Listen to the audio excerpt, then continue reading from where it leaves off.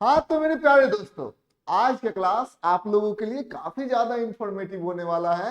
आज हम लोग जानेंगे परिक्रमण काल यानी कि पीरियड ऑफ रिवोल्यूशन, उपग्रह की कुल ऊर्जा तथा बंधन ऊर्जा यानी कि total energy and binding energy of A satellite. तो इन सब चीजों के बारे में हम लोग समझेंगे। तो सबसे पहले हम लोग जानते हैं कि ये क्या है। ये हमारी पृथ्वी है, ध्यान देने योग्य बात है। ये हमारी पृथ्वी है। इस पृथ्वी का जो द्रव्यमान है वो कैपिटल एम है। ठीक, समझ में आ गया। ये पृथ्वी की केंद्र बिंदु है, इसका द्रव्यमान जो है वो कैपिटल एम है। अब क्या हो रहा है कि सबसे पहले एच ऊंचाई पर हम लोगों ने एक उपग्रह को देखा है। ठीक है, समझ में आ गया। इसकी ऊंचाई जो है वो पृथ्वी के तल से कितनी है, वो है हमारा स्मॉल एच। ठीक है, ये चीजें आपको ध्यान से समझनी है। अच्छा, पृथ्वी की जो त्रिज्या होगी वो किसके बराबर होगी, वो होगी हमारा कैपिटल आर के बराबर। ये हमारी पृथ्वी की त्रिज्या हो गई। ठीक है, अब एक बात आपको समझना होगा कि जो उपग्रह होगा, जो सैटेलाइट होगा, उसका तो द्रव्यमान होगा, उसके द्रव्यमान को हम लोग ले लिया स्मॉल एम, और ये क्या होगा, इसका एक कक्षीय वेग होगा v नॉट। समझ में आ गया।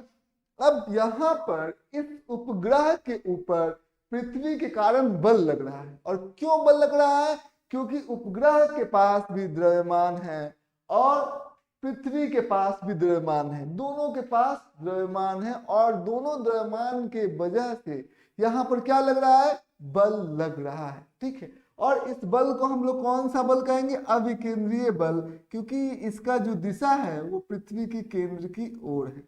समझ में आ गया। तो ये हमारा हो गया बल। ठीक है, अब एक बात और बताइए कि यहाँ पर तो बल हम लोगों ने निकाल दिया, और ये जो उपग्रह कुछ इस प्रकार से अपने कक्ष में पृथ्वी के चारों तरफ चक्कर लगा रहा होगा। ठीक है, अब हम लोग यहाँ पर देखते हैं, यहाँ पर जो हमारा अभिकेंद्रीय बल है इसके बारे में हम लोगों ने पीछे के क्लास में जाना है कि वो अभिकेंद्रीय बल कितना होता है, F बराबर कितना हो जाएगा। सबसे पहले आप ये F बराबर क्या लिख सकते हैं, ये जो पृथ्वी का जो द्रव्यमान है, इसके द्रव्यमान को हम लोग कहां पर केंद्रित कर सकते हैं, उसके केंद्र पर केंद्रित कर सकते हैं। ठीक, समझ में आ गया। तो यहाँ पर अब समझिए कि हमारे पास एक बिंदु द्रव्यमान है, वो है कैपिटल M। हमारे पास यहाँ पर ध्यान दीजिएगा, ये उपग्रह है और इसका द्रव्यमान है स्मॉल m, और ये भी एक क्या है, बिंदु पिंड है। अब दोनों के बीच की जो दूरी है, क्या उस दूरी को आप जानते हैं क्या कितनी है, तो हाँ, उस दूरी, उन दोनों के बीच की जो दूरी होता है वो कितना होता है, कैपिटल R प्लस H। ठीक, समझ में आ गया। यही दोनों के बीच की दूरी है। दोनों पिंड द्रव्यमान वाले, जो दोनों हमारे पिंड द्रव्यमान है, उन दोनों के बीच में जो दूरी है वो कितनी है, यहां से यहां तक हो गया कैपिटल R, और यहां से यहां तक हो गया स्मॉल h यानी कि R प्लस h। तो यदि हम लोग यहाँ पर गुरुत्वाकर्षण बल के बारे में बात करेंगे तो गुरुत्वाकर्षण बल कितना होगा, सबसे पहले लिखेंगे G, ठीक है, इनटू स्मॉल m गुने कैपिटल। ठीक है, स्मॉल m गुने कैपिटल M हमने यहां पर कर दिया। अब इन दोनों के बीच की जो दूरी है वो कितनी है, R प्लस H। ठीक है, तो यहां पर हम लोग क्या करेंगे, R प्लस H का हम लोग क्या कर देंगे, हम लोग वर्ग कर देंगे। समझ में आ गया। ये हो गया हमारा अभिकेंद्रीय बल। ठीक है, अब ये अभिकेंद्रीय बल हो गया। तो सबसे पहले हम लोग जानते हैं कि कोई भी पिंड यदि वृत्तीय पथ का अनुसरण करती है तो उस पिंड पर लगने वाला जो अभिकेंद्रीय बल होता है उसको हम लोग एक और तरीके से लिख सकते हैं, क्या कहेंगे, पिंड का द्रव्यमान। तो पिंड का द्रव्यमान कितना है, स्मॉल m। पिंड का गति का वर्ग, गति कितना है, v नॉट, कक्षीय वेग है v नॉट का वर्ग कर दिया। और नीचे क्या करेंगे, दोनों के बीच में पिंड जिस वृत्तीय पाथ का अनुसरण करा उस वृत्तीय पाथ का त्रिज्या कितना है, क्या वृत्तीय पाथ की त्रिज्या कैपिटल R है, नहीं, कैपिटल R प्लस H है। ठीक, समझ में आ गया। तो ये या तो आपको ध्यान से समझना होगा, R प्लस H हो गया। ठीक, समझ में आ गया। अब यहाँ पर ध्यान दीजिएगा, अब दोनों को हम लोगों ने क्या किया, दोनों तो अभिकेंद्रीय बल ही है, एफ ही है, तो इसलिए दोनों को हम लोगों ने बराबर के चिन्ह से क्या कर दिया, इक्वेट कर दिया, यानी कि ये और ये दोनों एफ को ही बता रहे हैं, ठीक है, अभिकेंद्रीय बल को ही बता रहे हैं। अब यहाँ पर ध्यान देने योग्य बातें हैं, यहां से m कट गया, r प्लस एच का वर्ग, इसका मतलब क्या है, r प्लस एच गुने r प्लस एच। यहां पर ध्यान से समझना होगा कि r प्लस एच से r प्लस एच क्या हो जाएगा, कट जाएगा, ठीक है। अब यहां पर आप ध्यान से समझेंगे तो कितना हो जाएगा, यहां पर v नॉट यदि हम लोग निकालना चाहते हैं तो रूट के अंदर gm बटा r प्लस एच, ये बात आपको ध्यान से समझना होगा। ये क्या हो गया हमारा, ये हो गया हमारा कक्षीय वेग, ठीक है, तो ये हमारा कक्षीय वेग हो गया, ठीक है, ये चीजें आपको ध्यान से समझना होगा। अब हम लोग निकालना चाहते हैं इसका क्या, परिक्रमण काल। तो परिक्रमण काल कहने का मतलब क्या है, इसको हम लोग पीरियड ऑफ रिवोल्यूशन, मतलब एक बार ये चक्कर लगाएगा ना जी, यदि मान लेते यहां से यहां तक क्या कर रहा है, ये चक्कर लगा रहा है, तो एक बार ये चक्कर लगाएगा तो उसमें उसको कुछ समय लगेगा, तो उस समय को ही हम लोग क्या कहते हैं, परिक्रमण काल, ठीक है। तो उसको हम लोग लिखेंगे उपग्रह को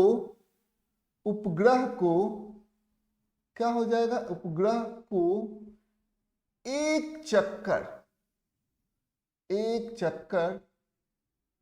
लगाने में लगने वाला समय, ठीक है, ये बात आपको ध्यान से समझना होगा। लगने वाला समय क्या होता है, परिक्रमण काल कहलाता है, परिक्रमण काल कहलाता है, परिक्रमण काल कहलाता है, काल कहलाता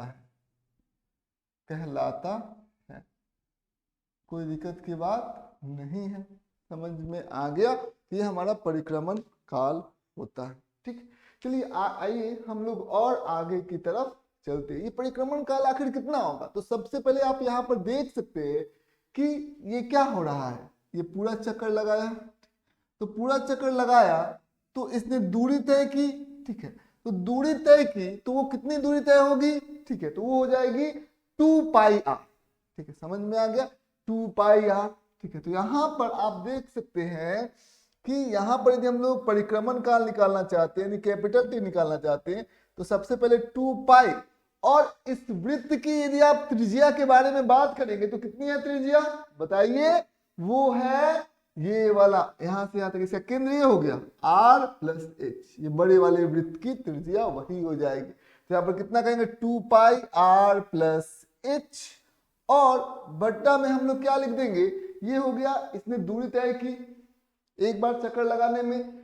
अब हम पूछेंगे कि क्या जो कक्षीय वेग है, यानी कि जो v नॉट है, वो एक नियतांक है या नहीं है। तो आप देखेंगे कि ये v नॉट जो है वो एक नियतांक है। कैसे नियतांक है, समझिए इस बात को। यहां पर आप देख सकते हैं g क्या है, एक नियतांक है, कैपिटल M क्या है, एक नियतांक है, समझ में आ गया। ये r क्या बदलने वाला है क्या, ठीक है, r जो है, जो गोले का जो त्रिज्या है वो तो नहीं बदलने वाला है, और जो h है, h क्या बदलने वाला है क्या, तो जवाब है नहीं, h भी नहीं बदलने वाला है, ठीक है। यदि मान लेते हैं कि नहीं बदल रहे हैं हम लोग h को, ठीक है, क्योंकि जो उपग्रह का जो h है वो तो एक नियतांक है, वो भी फिक्स है, समझ में आ गया, तो h भी नहीं बदलेगा, ठीक है। तो h यदि नहीं बदलेगा तो आप देख सकते हैं कि जो हमारा कक्षीय वेग है वो क्या है, एक नियतांक है। तो हम लोग कह सकते हैं कि डिस्टेंस यानी कि दूरी बटा गति, ठीक है, दूरी बटा गति क्या दे देगा हम लोग को, समय दे देगा। तो वही हम लोग इसको किससे भाग लगा देंगे, v नॉट से भाग लगा देंगे, समझ में आ गया। दूरी बटा गति किसके बराबर होगा, समय के बराबर होगा। तो चलिए यहाँ पर हम लोग ध्यान से समझते हैं, 2π गुने r प्लस एच, ठीक है, समझ में आ गया। अब यहाँ पर v नॉट हम लोग निकालते हैं, v नॉट हम लोग क्या कर सकते हैं, देखिए gm बटा r प्लस एच, कोई दिक्कत की बात नहीं है। तो gm बटा r प्लस एच हो गया, ठीक है, समझ में आ गया। तो इसको हम लोग कैसे करेंगे, 2π गुने r प्लस एच, ठीक है। अब यहां पर क्या करेंगे, रूट अंडर gm बटा root under R plus H को हम लोग क्या कर सकते हैं, आर प्लस एच का पावर कितना हो जाएगा 1/2। समझ में आ गया। तो यहाँ पर पावर 1 है तो ये क्या है, ये फिर ये ऊपर चला जाएगा। ठीक, तो ऊपर चला जाएगा तो हम लोग इसको क्या कहेंगे 2 पाई गुने आर प्लस एच, और ये नीचे है, पर ये नीचे का नीचे है तो ये ऊपर चला गया, यानी कितना हो जाएगा आर प्लस एच का जो घात होगा 1/2 होगा, और नीचे में क्या हो जाएगा रूट अंडर जी एम। कोई दिक्कत की बात नहीं है।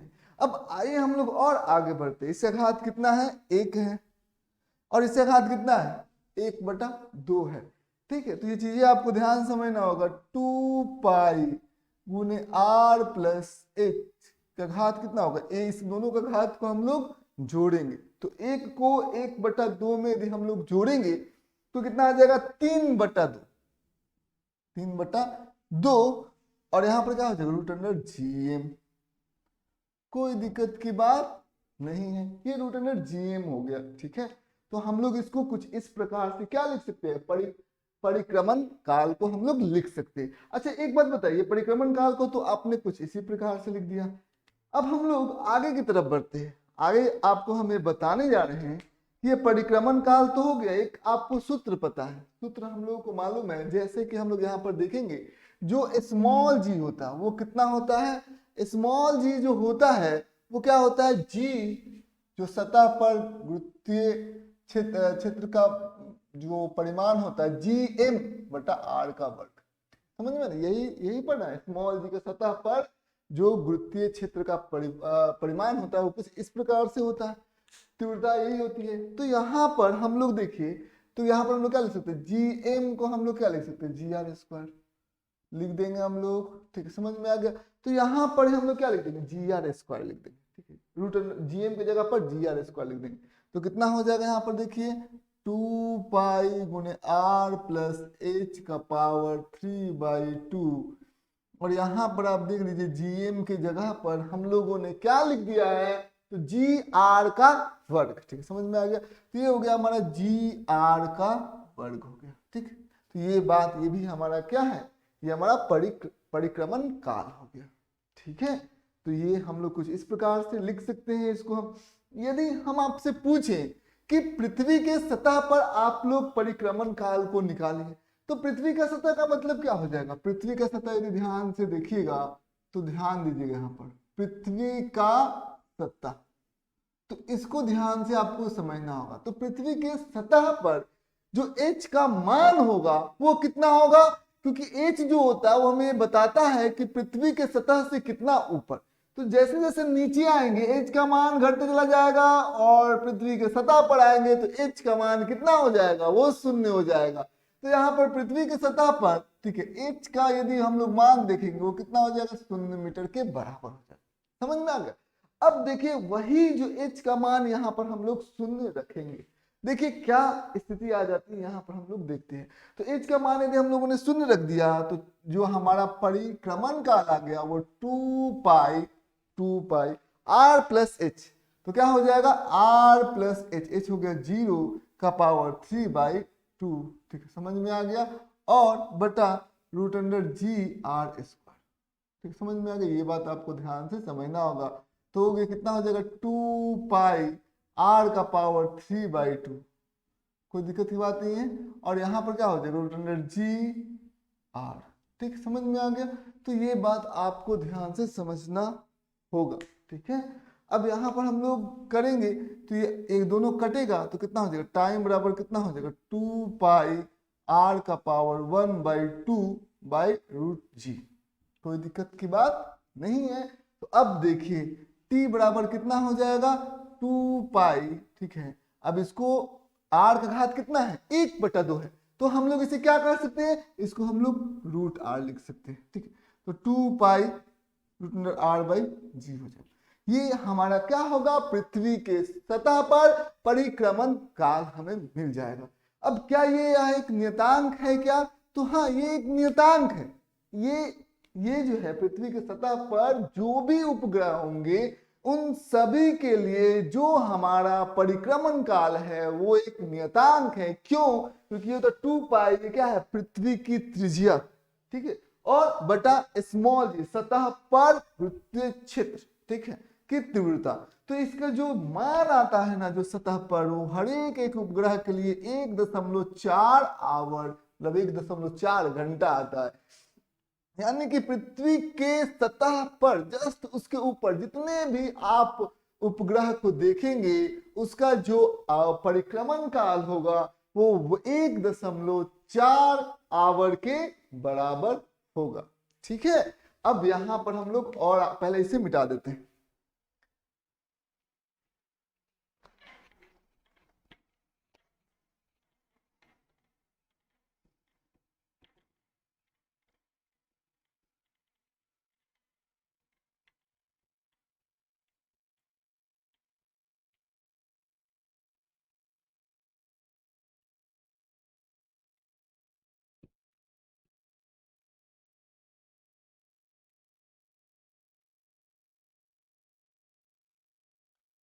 चलिए, तो अब हम लोगों ने क्या देख लिया, परिक्रमण काल को देख लिया। ठीक है, अब हम आपसे एक प्रश्न पूछना चाहते हैं, वो ये है कि यदि पृथ्वी का घनत्व यदि रो है, पृथ्वी का घनत्व कितना है, रो है, घनत्व रो है, तो परिक्रमण काल बताएंगे। तो पृथ्वी के सतह पर परिक्रमण काल, ठीक है, समझ में आ गया। तो हम लोगों को तो पहले से ही मालूम है, ठीक है, हम लोगों को मालूम है कि जो हमारा परिक्रमण काल है वो कैसे आया था, वो हमारे को पता है, टी बराबर कितना आया था, वो होता है 2 पाई r प्लस h बटा, हम लोग यहाँ पर लिख देते हैं रूट अंडर gm। ठीक है, ये क्या है हमारा, ये हमारा है कौन सा, कक्षीय वेग। तो हम लोगों ने 2 पाई r प्लस h लिख दिया, ये दूरी, ठीक है, और फिर हम लोग इसे किससे भाग लगाएंगे, कक्षीय वेग से भाग लगाएंगे।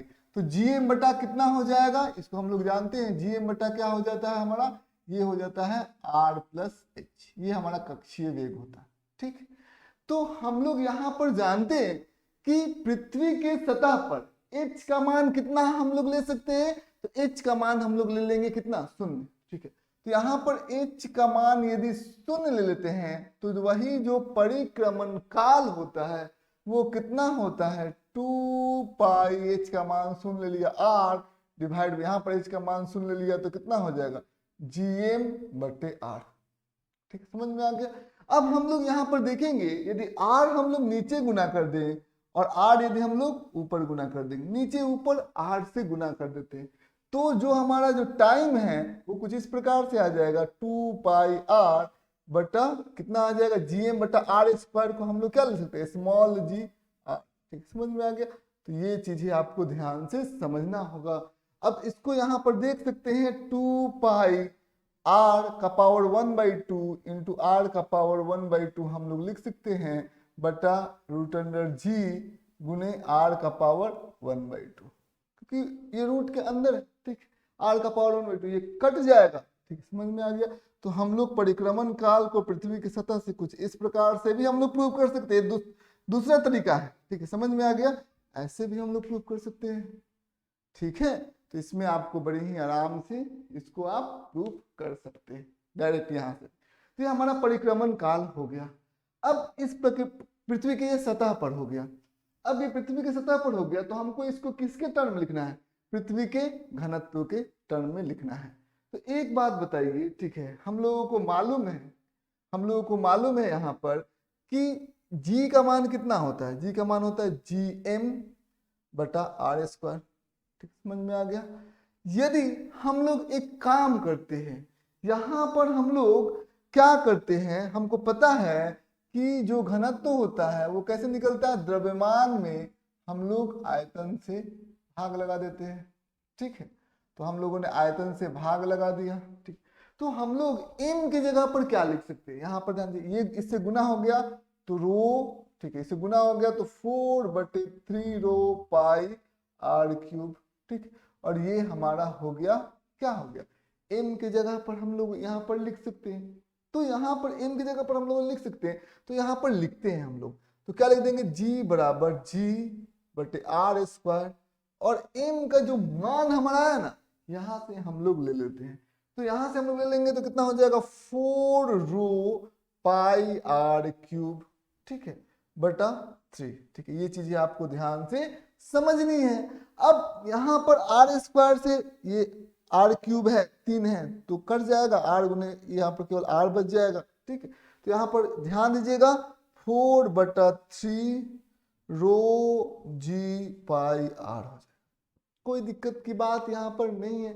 तो अब हम लोग क्या करेंगे, इस स्मॉल जी का मान, इसमें क्या है, घनत्व है, इस स्मॉल जी का मान इसमें रखेंगे।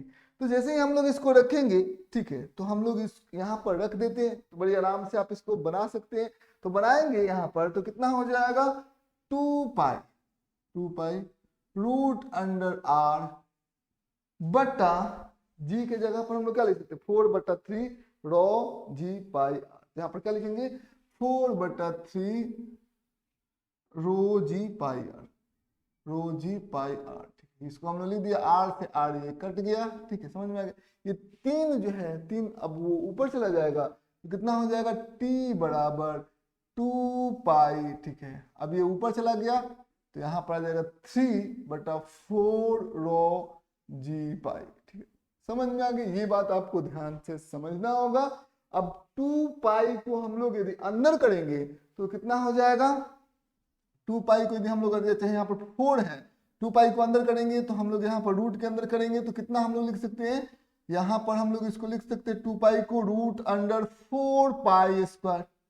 ठीक है, इंटू 3/4 रो जी पाई। सिंपल है, ध्यान देने योग्य बात है, क्योंकि 2 पाई को हम लोग ऐसे लिख सकते हैं। अब ये रूट के अंदर है, ये भी रूट के अंदर है, दोनों गुना हो सकते हैं, तो दोनों गुना हो सकते हैं। तो देखिए हम लोग यहाँ पर गुना कर देते हैं, तो गुना करेंगे हम लोग तो कितना हो जाएगा, 3 × 4 पाई स्क्वायर बटा 4 रो जी पाई। ये पाई से पाई कट गया। ठीक है, समझ में आ गया। और यहाँ पर आप देख सकते हैं, ठीक है, 4 से 4 भी कट जाएगा, तो टाइम जो हमारा परिक्रमण काल है वह आ जाएगा 3 पाई बटा रो जी। ठीक है, यही हमारा क्या आ जाएगा, परिक्रमण काल आ जाएगा।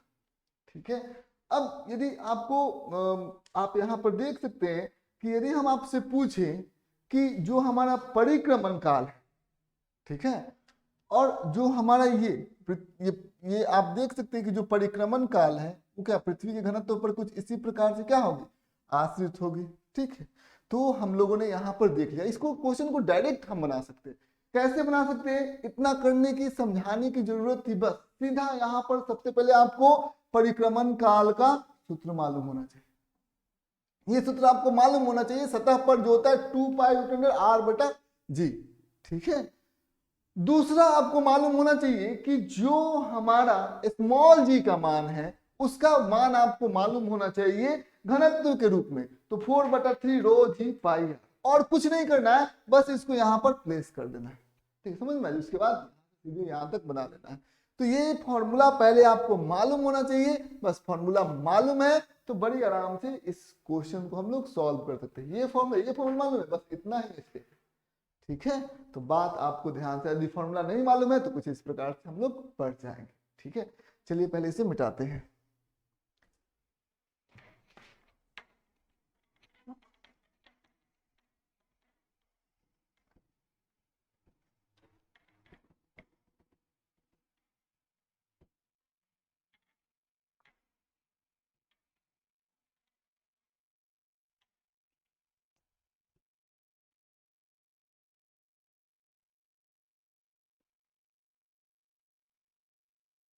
चलिए, अब हम लोग जो पढ़ने वाले हैं वो उपग्रह का ऊर्जा, कुल ऊर्जा के बारे में हम लोग पढ़ेंगे।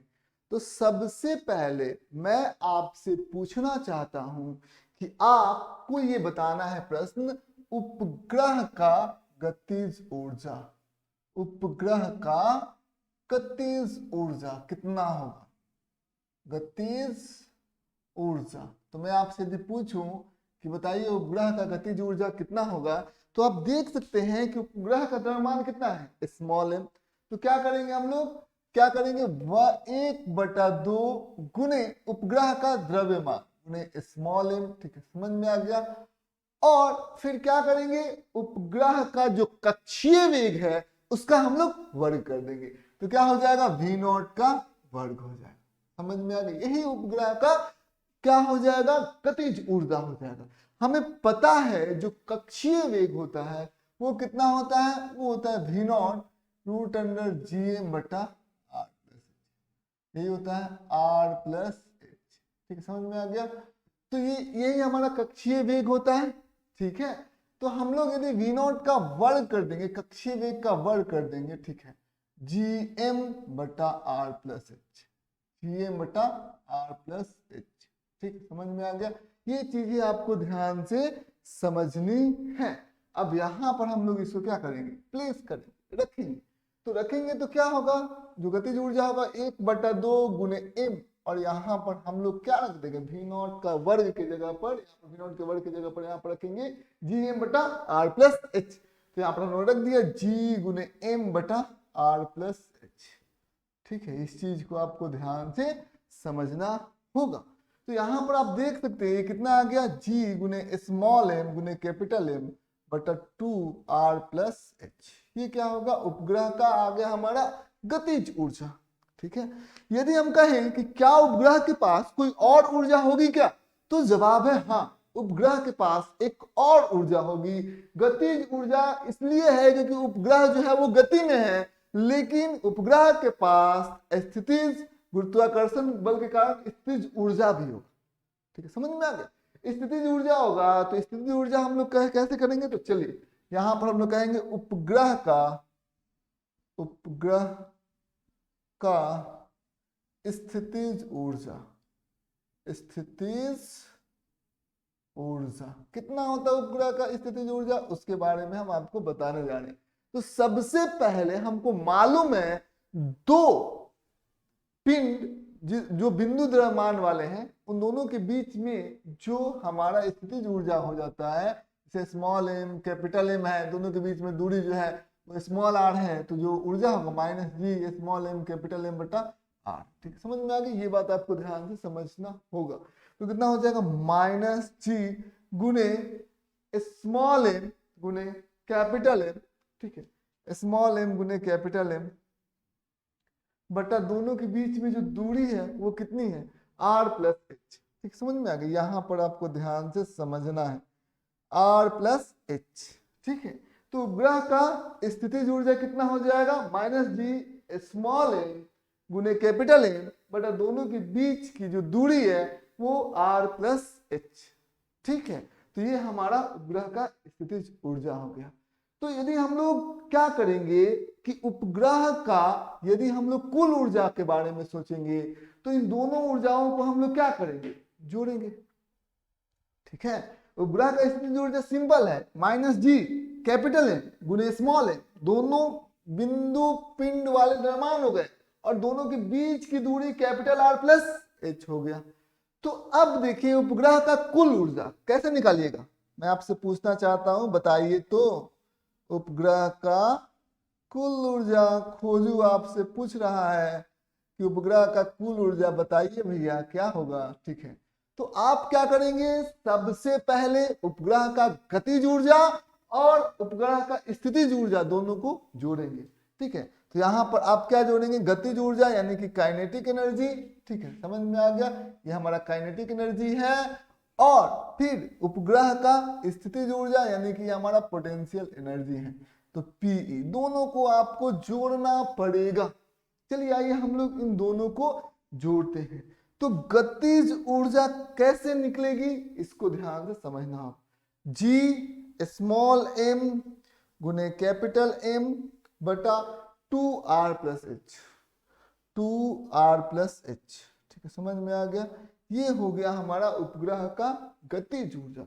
उपग्रह का स्थितिज ऊर्जा कैसे निकलेगा, plus minus G small M capital M बटा आर प्लस एच। ठीक है, ये हमारा उपग्रह का दोनों ऊर्जा हम लोगों ने इसको रख दिया संभाल के। तो ये चीजें आपको ध्यान से समझना होगा। ये प्लस माइनस मिलकर यहाँ पर क्या हो जाएगा, माइनस। कोई दिक्कत की बात नहीं है। चलिए हम लोग और आगे की तरफ बढ़ जाते हैं। चलिए यहाँ पर हम लोग दोनों का यदि कुल ऊर्जा के बारे में बात करें तो कितना हो जाएगा, देखिए यहाँ पर 2r प्लस एच है और ये r प्लस एच है, तो दोनों का लघुत्तम जो समावर्तक होगा वो कितना हो जाएगा, वो हो जाएगा यहाँ पर 2r प्लस एच। ठीक, समझ में आ गया। अब इससे इसको भाग लगाते हैं तो कितना आएगा, 1 आएगा। ठीक, 1 आएगा तो 1 इससे गुना कर देते हैं तो कितना हो जाएगा, g गुने स्मॉल m गुने कैपिटल M। ठीक है, और फिर माइनस, अब इससे इसमें भाग लगा देते हैं, क्या आता है, 2 आता है, तो इसमें 2 से गुना कर देते हैं, 2 गुने g small m capital M। ठीक, समझ में आ गया। तो अब इन दोनों को जब हम लोग घटाते हैं तो minus G small m capital M बटा 2r प्लस एच, यही ना होता है हमारा। तो ये हमारा हो गया उपग्रह का कुल ऊर्जा हमारे सामने है, यही कुल ऊर्जा हो गया। ठीक, समझ में आ गया। तो ये बात आपको ध्यान से समझना होगा। इस कुल ऊर्जा जो आया हुआ है वो ऋणात्मक होगा कि धनात्मक होगा, तो आप देखेंगे कि कुल ऊर्जा जो होगा वो हमेशा ऋणात्मक होगा। क्यों ऋणात्मक होगा, क्योंकि जी क्या है, धनात्मक है, स्मॉल m क्या है, ये भी धनात्मक है, कैपिटल M द्रव्यमान वो तो धनात्मक होगा ही होगा, बट 2 दूरी और h ये सब के सब क्या है, धनात्मक है। तो सब धनात्मक के पहले क्या लगा हुआ है, एक ऋणात्मक चिन्ह लगा हुआ है। तो आप यहाँ पर देख सकते हैं कि जो कुल ऊर्जा है वो क्या आ गया है, वो ऋणात्मक होगा। ठीक है, समझ में आ गया। तो कुल ऊर्जा ऋणात्मक होगा। ठीक है, तो यहाँ पर ध्यान से समझना होगा कि आखिर ऋणात्मक इसका मतलब क्या होगा। इसका मतलब ये होगा कि यदि इसका कुल ऊर्जा उपग्रह का ऋणात्मक है तो ये उपग्रह ग्रह को छोड़कर नहीं जाएगा, उपग्रह और ग्रह बंधे हुए रहेंगे, दोनों एक दूसरे को छोड़कर नहीं जाएंगे। समझ में आ गया आपका। यही हमारा क्या हो गया, ये हमारा हो गया कुल ऊर्जा। ठीक है, चलिए यहाँ पर ध्यान से समझना होगा। ठीक है, चलिए अब इसको सबसे पहले हम लोग मिटा देते हैं। ठीक है, तो हम लोग यहाँ पर लिख सकते हैं जो हमारा ये तो टोटल एनर्जी आया है, जो काइनेटिक एनर्जी है वो कितना है, गतिज ऊर्जा कितना है, वो है हमारा जी स्मॉल m कैपिटल M बटा 2r प्लस एच। और यहाँ पर देख सकते हैं पोटेंशियल, ये हमारा कुल ऊर्जा है, और ये हमारा जो स्थितिज ऊर्जा है यानी कि पोटेंशियल एनर्जी आया है वो है minus G small m capital M बटा r प्लस एच। उसको हम लोग कैसे कैलकुलेट करेंगे वो हम यहाँ पर देखना है। तो सबसे पहले हम लोग इसे मिटाते हैं और एक प्रश्न हम लोग सॉल्व करेंगे।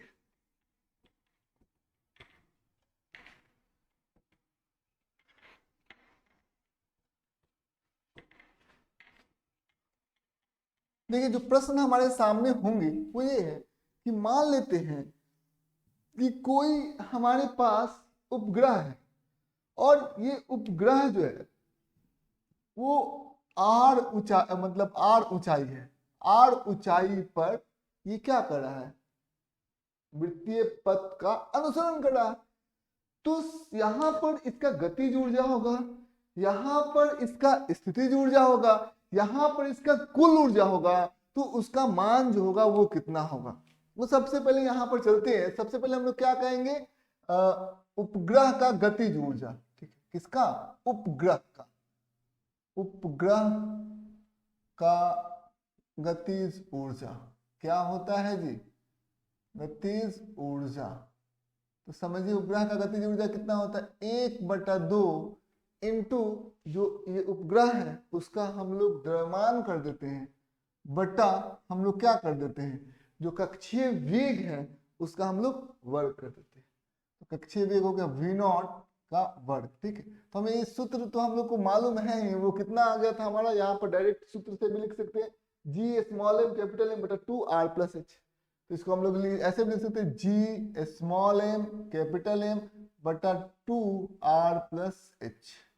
तो एक बात बताइए, यहाँ पर h जो है, ऊंचाई जो है वो किसके बराबर है? ऊंचाई जो है यहाँ पर एक कैपिटल R के बराबर है।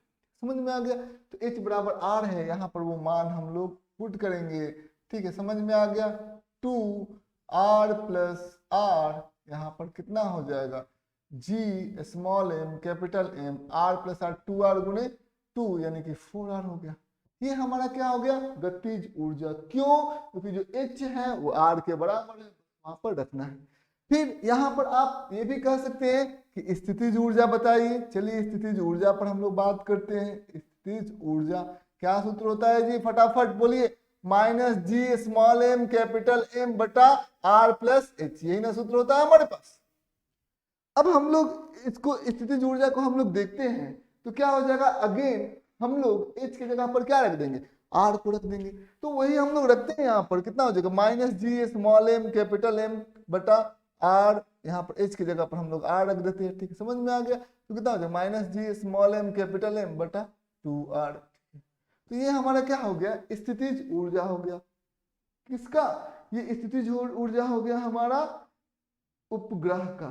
ठीक है, कोई दिक्कत की बात नहीं है, ये ऋणात्मक। अब हम लोग क्या करेंगे? उपग्रह का कुल ऊर्जा के बारे में सोचेंगे। ठीक है, तो यहाँ पर कुल ऊर्जा लिख देते हैं। तो कुल ऊर्जा बताइए, तो आप लोग समझ ही लेंगे। सबसे पहले सूत्र है वो आपको मालूम होता है, कितना है? Minus G small m capital M बटा 2r प्लस h। तो क्या करेंगे हम लोग? Minus G small m capital M बटा h की जगह पर बस आपको r को रख देना है। तो 2 गुने r प्लस r। ठीक, समझ में आ गया? तो कितना हो जाएगा? Minus G small m capital M r plus r, 2r गुने 2 यानी कि 4r हो गया। ठीक, समझ में आ गया? ये बात आपको ध्यान से समझना होगा। ये कुल ऊर्जा और ये क्या आ गया? ऋणात्मक आ गया आपका।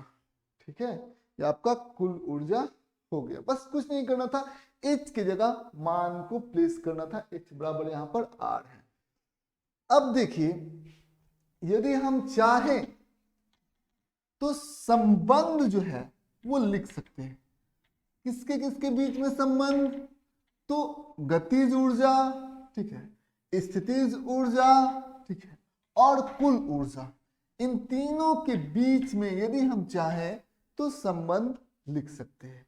तो चलिए हम लोग ऊर्जा में संबंध टॉपिक हम लोग देते हैं। ऊर्जा में संबंध, कैसे हम लोग संबंध स्थापित करेंगे?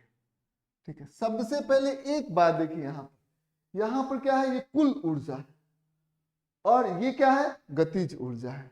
तो कुल ऊर्जा और गतिज ऊर्जा में क्या है? यहाँ पर कुल ऊर्जा में माइनस का चिन्ह है और गतिज ऊर्जा में प्लस का चिन्ह है। तो हम लोग यहाँ पर ध्यान दीजिएगा कि जो टोटल एनर्जी है, ठीक, टोटल एनर्जी, दोनों का साइन बिल्कुल भी विपरीत है। तो माइनस ऑफ काइनेटिक एनर्जी। ठीक, समझ में आ गया? यानी कि जो कुल ऊर्जा है, ठीक है, वो आप देख सकते हैं हम लोग गतिज ऊर्जा का ऋणात्मक कर देंगे, यानी कि हमारा गतिज ऊर्जा है इसमें यदि माइनस का चिन्ह लगा देंगे, ठीक है, ऋणात्मक साइन लगा देंगे, तो गतिज ऊर्जा में यदि माइनस का चिन्ह लगा देंगे तो क्या हो गया? कुल ऊर्जा हो गया। बस यही दोनों में रिलेशन है, रिश्ता है। यदि हम लोग बात करें कि यदि स्थितिज ऊर्जा, ठीक है, स्थितिज ऊर्जा, ठीक है, और टोटल ऊर्जा, ठीक है, तो यहाँ पर देखिए स्थितिज ऊर्जा कितना है? देखिए यहाँ पर minus G M M by R plus H, ये स्थितिज ऊर्जा है और ये क्या है? ये हमारा कुल ऊर्जा है। ठीक, समझ में आ गया? तो दोनों के बीच में यदि रिश्ता को यदि स्थितिज ऊर्जा हो गया और कुल ऊर्जा हो गया, तो यदि हम लोग देख सकते हैं यहाँ पर यदि कुल ऊर्जा में यदि हम लोग 2 से गुना कर देते हैं, यहाँ पर ध्यान दीजिए, हमारा कुल ऊर्जा है, यदि हम लोग 2 से इसमें गुना कर देंगे, ठीक है, ये कट जाएगा, तो जो हमारा कुल ऊर्जा है वो किसके बराबर आ जाएगा? वो हमारा आ जाएगा स्थितिज ऊर्जा के बराबर। दोनों का चिन्ह सेम है, तो क्या करेंगे? P बराबर 2 गुने TE। ठीक है, तो जो हमारा स्थितिज ऊर्जा है कब आएगा? 2, और हम लोग क्या करेंगे? हमारा जो टोटल कुल ऊर्जा है उसमें 2 से गुना कर देंगे, तो ये हमारा आ गया स्थितिज ऊर्जा। ठीक है, तो ये बात आपको ध्यान से समझनी होगी। ठीक है, चलिए आइए हम लोग कुछ प्रश्नों को सॉल्व करते हैं।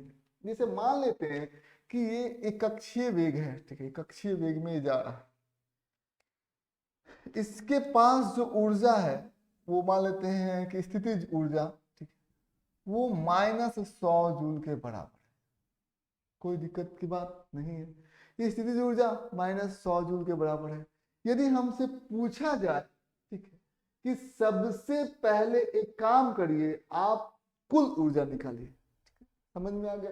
तो कुल ऊर्जा हम लोग निकालेंगे, तो कुल ऊर्जा कैसे निकलेगा? स्थितिज ऊर्जा जो है, ठीक है, स्थिति ये हमारा हो गया कुल ऊर्जा। अब ये क्या हो गया, इसमें 2 गुना है तो 2 से इसमें भाग लग जाएगा, यानी कि स्थितिज ऊर्जा का आधा जो है वो कुल ऊर्जा होगा, तो कितना हो जाएगा? -50 जूल, ठीक है। यदि हम लोग ये कहेंगे कि अब क्या करिए, आप गतिज ऊर्जा निकालिए, तो गतिज ऊर्जा में, गतिज ऊर्जा जो होता है वो धनात्मक होता है, और जो हमारा जो कुल ऊर्जा है वो ऋणात्मक होता है, दोनों में ही अंतर होता है। गतिज ऊर्जा हमेशा धनात्मक होगा, ठीक है, समझ में आ गया, और केवल चिन्ह बदलना होता है दोनों में, ठीक। तो हमारे पास कुल ऊर्जा -50 जूल है, तो उसका यदि हम लोग चिन्ह बदल देंगे, माइनस से प्लस कर देंगे, तो हमारा हो जाएगा गतिज ऊर्जा, ठीक है, समझ में आ गई? ये बात आपको ध्यान से समझना होगा। चलिए एक और प्रश्न हम लोग सॉल्व करते हैं। जैसे हमारे पास गतिज ऊर्जा जो है वो 25 जूल है, ठीक, समझ में आ गया? तो सबसे पहले कुल ऊर्जा हम लोग निकाल सकते हैं, इससे केवल चिन्हों का अंतर है, तो कुल ऊर्जा जो होगा चिन्ह अंतर कर दीजिए, -25 जूल, समझ में आ गया? यदि आपसे पूछा जाएगा कि आप जो है, यदि आप स्थितिज ऊर्जा निकालिए, यानी कि पोटेंशियल एनर्जी निकालिए, तो पोटेंशियल एनर्जी आप क्या करेंगे, जो कुल ऊर्जा है उसका दोगुना कर देंगे, यानी कि -50 जूल। इसका -25 का दोगुना करेंगे तो -50 जूल हो जाएगा, समझ में आ गया? ये बात आप लोगों को बड़ी ही सावधानी के साथ समझनी थी। यही क्या थी? उपग्रह का कुल ऊर्जा, ठीक है। चलिए सबसे पहले हम लोग इसे मिटाते हैं।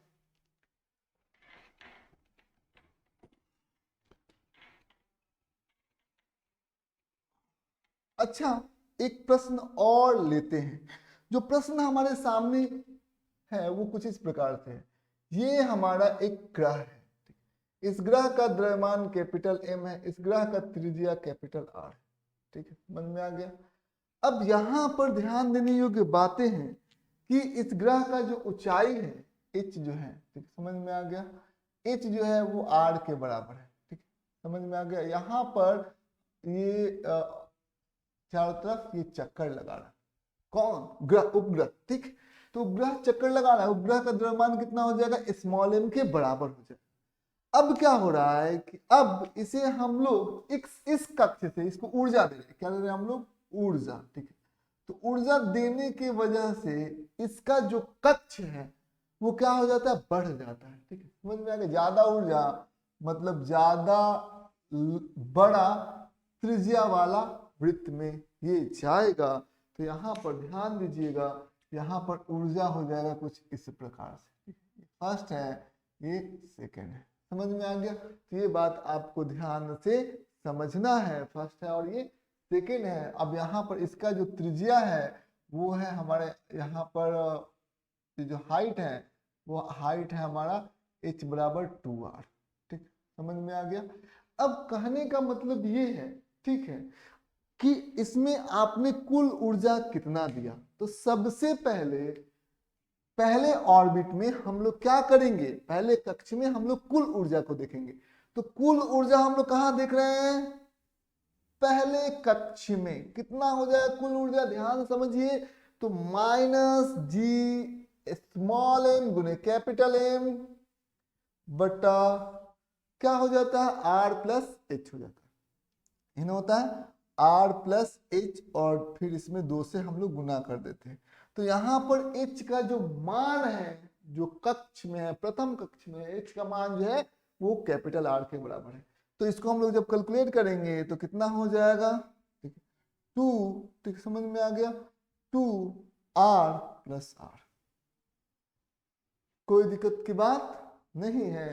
तो ये चीजें आपको ध्यान से समझना होगा। G गुने कैपिटल M, 2R गुने 2 यानी कि 4R, ठीक, समझ में आ गई? ये चीजें आपको ध्यान से समझना होगा।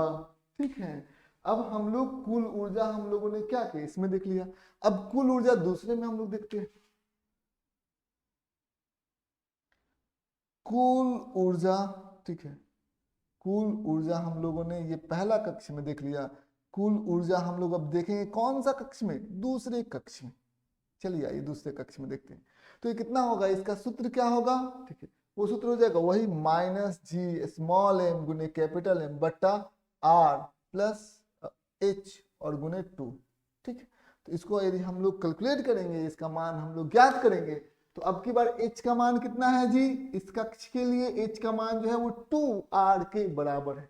तो कितना हो जाएगा यहाँ पर माइनस जी स्मॉल एम गुने कैपिटल एम बटा 2r प्लस एच, यानी कि r और h की जगह पर हम लोग रख देते 2r। ठीक है, समझ में आ गया। तो ये चीजें आपको ध्यान से समझना होगा। माइनस जी स्मॉल एम गुने capital M r plus 2r कितना होगा 3r गुने 2 यानी कि 6r। ठीक, समझ में आ गई, ये चीजें आपको ध्यान से समझना होगा। अब देखिए यदि हम लोगों ने इसको ऊर्जा दिया, ठीक है, तो पहले इसका ऊर्जा ज्यादा था कि अब उसका ऊर्जा ज्यादा हो गया। तो हम आपको बताना चाहते हैं कि पहले इसका ऊर्जा क्या था, कम था। क्यों कम था, आप यहाँ पर देखेंगे दोनों का जो न्यूमरेटर है ऊपर वाला हिस्सा है वो जी स्मॉल एम कैपिटल एम है, जी स्मॉल एम कैपिटल एम। समझ में आ गया, माइनस का भी चिन्ह है, यहाँ पर 4r है। ठीक है, समझ में आ गया। अब 4r को और यहाँ पर 6r है, यानी कि ये छोटा है, तो ये कुल ऊर्जा बड़ा होना चाहिए। एक्चुअल में ये बड़ा है, लेकिन ये बड़ा है, ये जो है बड़ा है इससे, लेकिन साइन कैसा लगा हुआ है, ऋणात्मक साइन लगा हुआ है। जैसे ये इसकी जगह पर ले लेंगे हम लोग -10, ठीक है, बड़ा है, और इसकी जगह पर ले लेंगे -6। तो अब हम आपसे पूछना चाहते हैं दोनों में से बड़ा कौन है, तो दोनों में से बड़ा यही ना है जी। समझ में आ गया। इसका ये नीचे वाला छोटा है तो कुल वैल्यू तो बड़ा होगा, जैसे 10 आ गया, लेकिन पहले एक माइनस साइन है, तो माइनस साइन के वजह से इसका जो मान है वो छोटा हो गया। ठीक है, ये डिक्रीज कर गया है। ठीक है, तो ये बात आपको ध्यान से समझना है। तो आपने ऊर्जा दिया तो इस छोटे वाले ऑर्बिट से कहा गया, बड़े वाले ऑर्बिट में, बड़े वाले कक्ष में गया, तो इससे इसकी ऊर्जा बढ़ेगी घटी, तो इससे इसकी ऊर्जा बढ़ गई। ठीक है, घटना नहीं है, बढ़ गई इसका ऊर्जा। समझ में आ गया।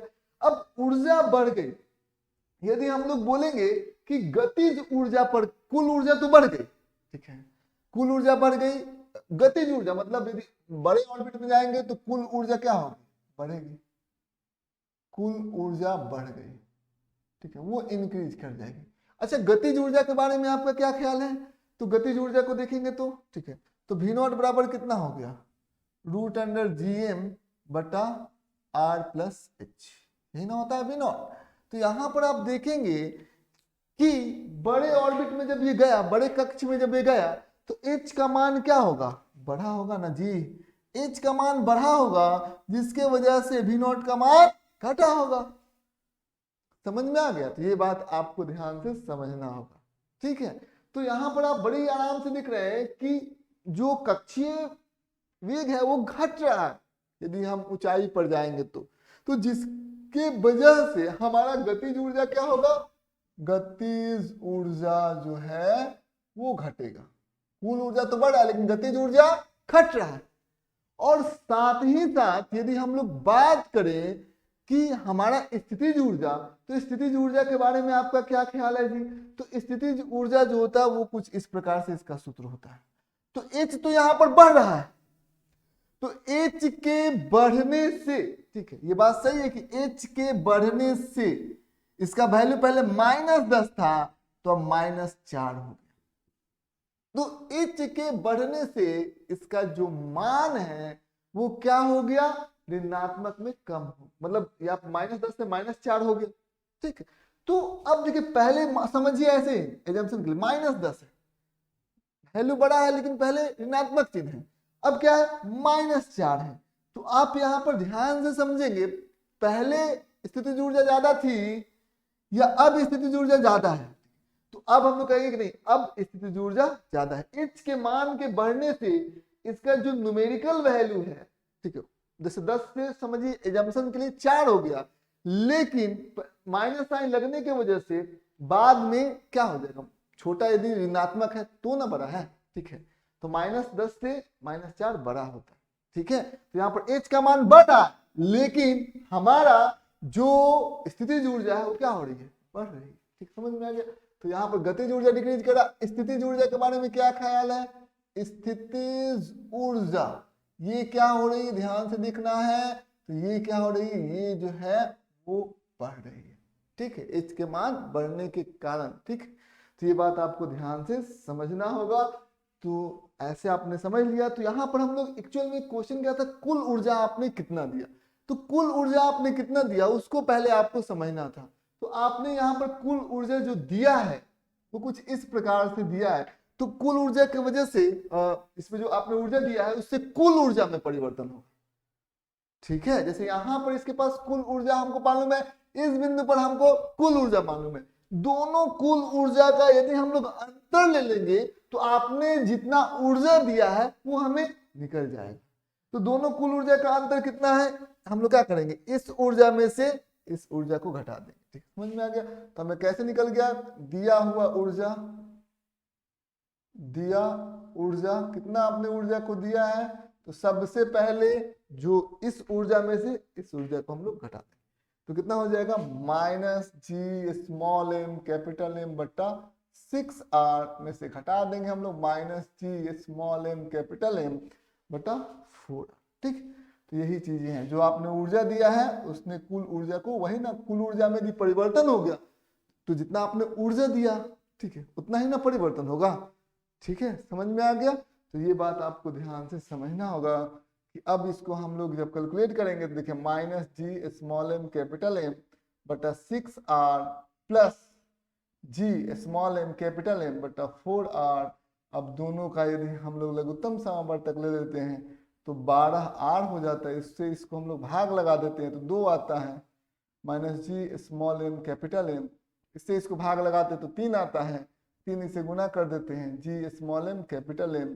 तो इन दोनों को यदि हम लोग जोड़ते हैं तो कितना आ जाएगा, G small m capital M, ठीक है, बटा 12R, ठीक। ये क्या आ गया, ये आपने ऊर्जा जो दिया है वो क्या आ गया, धनात्मक आ गया। तो धनात्मक कब आता है, जब बड़े संख्या से, ये बड़ा है, बड़े संख्या में से यदि छोटी संख्या को घटाएंगे तभी ना मान धनात्मक आएगा जी, ठीक है। तो यहाँ पर मान धनात्मक आया हुआ है, यानी कि आपने ये बड़ा है और ये क्या है, छोटा है। भले इसका जो डिनोमिनेटर है वो छोटा, उससे कोई मतलब नहीं है, ठीक है। चलिए पहले हम लोग इसे मिटाते हैं।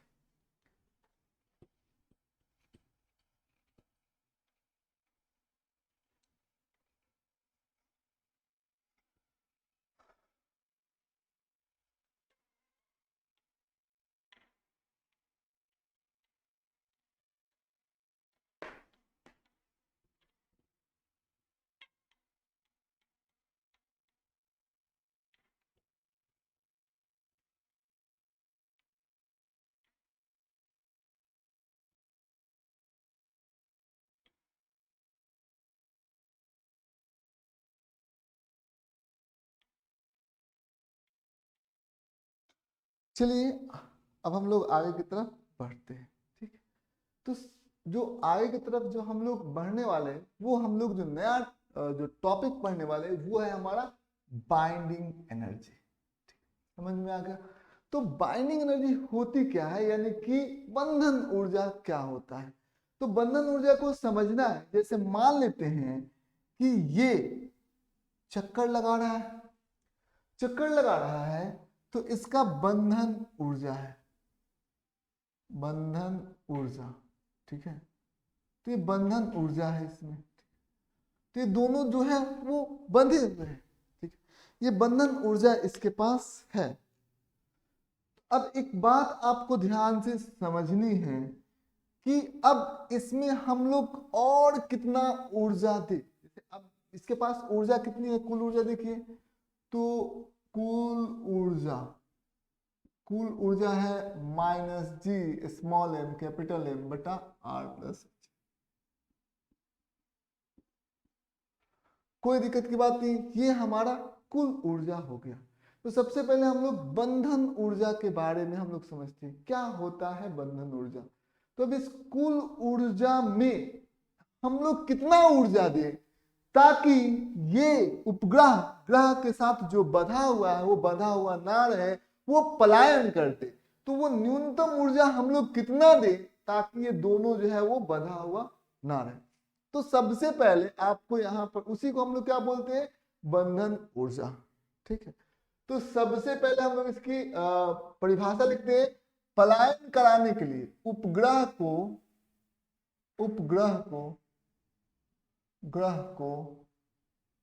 पलायन कराने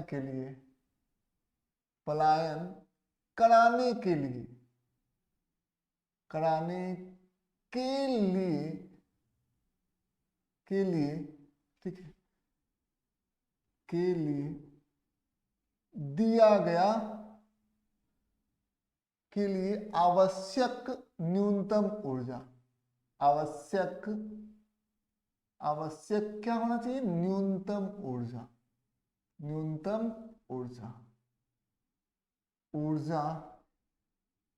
को बंधन ऊर्जा कहते हैं, ठीक है, समझ में आ गया। ये बात आपको ध्यान से समझना होगा, कहते हैं। ठीक है, समझ में आ गया। अच्छा, पलायन, जब कोई पिंड जो है वो पलायन कर जाता है तो उसका यदि ऋणात्मक है तो पलायन नहीं करेगा, लेकिन यदि उस उपग्रह का यदि कुल ऊर्जा शून्य हो जाए या धनात्मक हो जाए तो ग्रह और उपग्रह, जो उपग्रह है वो पलायन कर जाएगा। समझ में आ गया। तो हमारे पास ग्रह, जो उपग्रह है उसके पास टोटल एनर्जी में हम लोग क्या करेंगे, हम लोग x जोड़ देंगे। टोटल एनर्जी में हम लोग x को जोड़ देंगे, यानी कि कुल ऊर्जा में हम लोग x जोड़ते हैं। और जब ये पलायन करे तो ये क्या होना चाहिए, न्यूनतम होना चाहिए। समझ में, ये न्यूनतम होना चाहिए। तो कुल ऊर्जा में वो न्यूनतम ऊर्जा कितना जोड़े, कुल ऊर्जा में वो न्यूनतम ऊर्जा हम लोग कितना जोड़े ताकि जो हमारा पिंड है वो पलायन कर जाए। तो पलायन कर जाए तो हम लोगों ने कुछ ऊर्जा को जोड़ा तो ये पिंड पलायन कर जाएगा। ठीक है, तो यहां पर हम लोगों ने क्या रखा, न्यूनतम ऊर्जा। यही न्यूनतम ऊर्जा क्या है, ये हमारा है बंधन ऊर्जा। ठीक, तो यहां पर हम लोगों ने कुल ऊर्जा में न्यूनतम जोड़ा तो यहां पर न्यूनतम आना चाहिए, और न्यूनतम पलायन करने के लिए जो दोनों का जो जोड़ होना चाहिए तो जीरो होना चाहिए। इसमें इतना ऊर्जा दे दे ताकि दोनों का जोड़ जीरो हो या धनात्मक हो। ठीक है, इसमें और कितना ऊर्जा दे ताकि जीरो या धनात्मक होगा तभी पलायन कर सकता है। तो हमारे पास कुल ऊर्जा तो है ही, अब इस कुल ऊर्जा में हमने क्या जोड़ दिया है, x को जोड़ दिया है। ठीक, समझ में आ गया। तो अब जो हमारा जो परिणामी ऊर्जा आ रहा है वो जीरो आएगा तब भी पलायन कर जाएगा, और धनात्मक आएगा तब भी पलायन करेगा, ऋणात्मक नहीं होना है। तो यहां पर न्यूनतम रखना है तो यहां पर क्या रखेंगे, जीरो रखेंगे। तो यहां पर हम लोग क्या रखेंगे, x बराबर कितना हो जाएगा, बंधन ऊर्जा है वो कितना हो जाएगा, कुल ऊर्जा का क्या हो जाएगा, ऋणात्मक। कुल ऊर्जा का क्या हो जाएगा, ऋणात्मक हो जाएगा। समझ में आ गई, ये बात आपको ध्यान से समझना होगा। तो यहाँ पर x बराबर कितना हो जाएगा, माइनस ऑफ कुल ऊर्जा। तो कुल ऊर्जा यहाँ पर ध्यान से समझना होगा। कुल ऊर्जा हमारे पास कितना आता था, minus G small m capital M बटा R प्लस H। ठीक है, समझ में आ गया, 2 से गुना करना होता था। अब यहाँ पर आप देख सकते हैं, अब ये बंधन ऊर्जा जो है वो कितना आ जाएगा, जी स्मॉल m कैपिटल M बटा 2R प्लस H। ठीक है, ये हमारा x क्या हो गया, बंधन ऊर्जा। ठीक है, समझ में आ गया।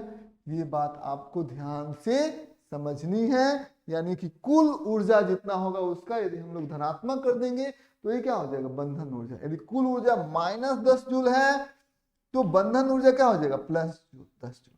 ठीक, यदि कुल ऊर्जा यदि मान लेते हैं माइनस 100 जूल है, केवल चिन्ह बदलना है, तो बंधन ऊर्जा कितना हो जाएगा, प्लस 100 जूल। ठीक, समझ में आ गया। यही जो है रिलेशन होता है, संबंध होता है कुल ऊर्जा में और बंधन ऊर्जा में, दोनों का जो चिन्ह होता है वो विपरीत होता है। उम्मीद करते हैं आज का क्लास आप लोगों के लिए इंफॉर्मेटिव रहा होगा। बस आज इतना है।